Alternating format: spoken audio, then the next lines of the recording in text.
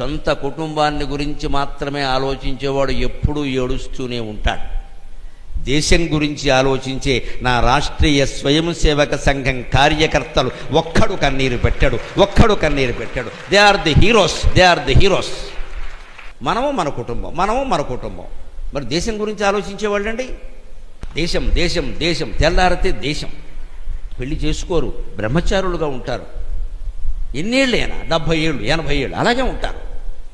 రైల్లో వెడితే ఏసీలో వెళ్ళరు, స్లీపర్లో వెడతారు ఉక్కిపోతూ. ప్రతిదీ ఖర్చు రాస్తారు సంఘం ఖర్చుల్లో. ఎంత? రూపాయి పావలా 3 రూపాయలు, ఎక్కువ రాయరు. ఎవరింటోనో భోజనం చేస్తారు, హోటల్లో ఉండరు. కులభేదం లేదు, ఏం పెడితే తింటారు. చిన్న సంచి భుజాన్ని వేసుకుని వెళ్ళిపోతారు, ఓ పైజమాలు అల్చి వేసుకుని. దేశాన్ని ఉద్ధరించే వాళ్ళంటే ఇంకెవరంటే నాకు అర్థం కాదు. నోరిప్పితే దేశం.